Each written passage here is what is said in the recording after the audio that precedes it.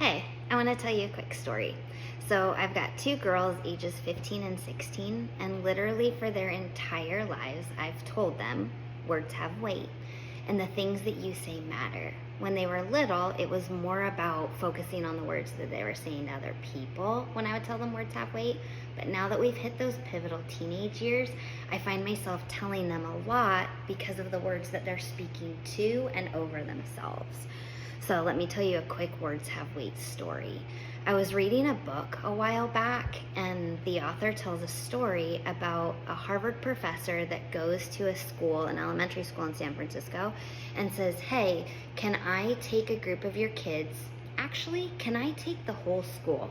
And I want to give them this new IQ test that I came up with. It's different than any IQ test on the market. I've developed it and I just want to test it out. Would you mind if I gave this IQ test to your students? And the school administration was like, oh my gosh, it's Harvard. Of course you can test your students. You can do whatever you want. So they agree and they test the entire group of the elementary school students, all of them. He gives the test and he says, okay, the results are going to be a little different than what you expect because this IQ test tests kids differently. So it's going to pull out the brightest of the bright, but you might not realize it. So don't be surprised by the results. I told you this IQ test is different. So he gives the IQ test, he gets the results, he calls the teachers in and the parents and the students and the para-educators, and he gets them all in the same room. And he says, here's what I want to do. You guys here are the brightest of the bright. I tested you. You tested the highest on my IQ test. I want to make sure that you guys get as much help as you can in these 3 months. So teachers, I want you to invest time into these students. I want you to invest your energy here because these students are going to be world changers. Parents, I want you to make sure that you're helping these kids with their homework. I want you to make sure that you're getting them to bed on time and that you're feeding them a healthy breakfast. Like, let's set them up for the most amount of success possible because these kids, these are the brightest of the bright. This is where your attention and your time needs to be spent. Students, you guys are rock stars. You are beyond smart and you could do incredible things with your lives and you could make a dent in this world. So over the course of these next 3 months, I want you acquiring all the knowledge that you can acquire. The Harvard professor then came back at the end of the 3 months and he retested, just like he promised he would do. He retested all of the students and 100% of the students got a higher test score on their IQ test. Here's the deal. The IQ test was a normal standardized IQ test. The only thing that was different were the words that the Harvard professor spoke over the parents, the students, and the teachers. The way that he chose the students that scored the highest on the test was literally this. He just pointed and shooted in the dark. Pointed and shot in the dark. You know, you get it, right? Okay? He picked random kids.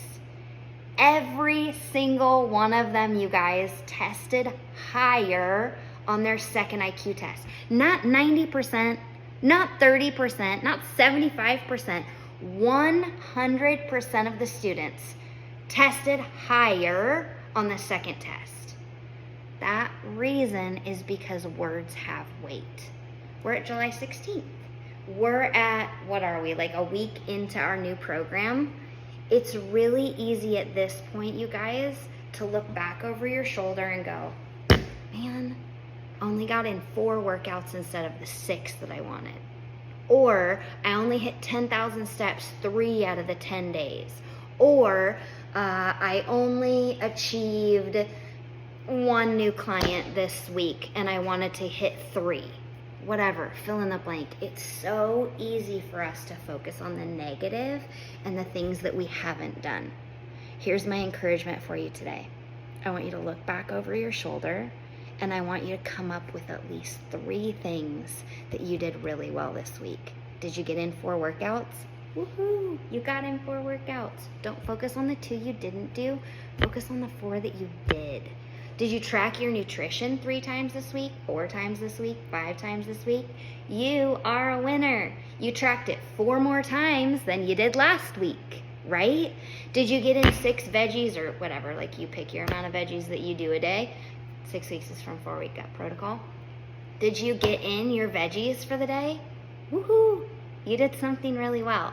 So my encouragement to you is post below this video. I want to know 3 things that you did really well this week, because words have weight. They matter. The things that we say about ourselves, they matter. So 3 things that you did really well this week, post them below. And then my encouragement to you is to post that in your workout space. I want you to look at your workout space in the morning, and I want you to be like, wow, I am a badass. I committed a lot of really great things this week. I committed to them, I stuck with it, I did the work, I did the check mark.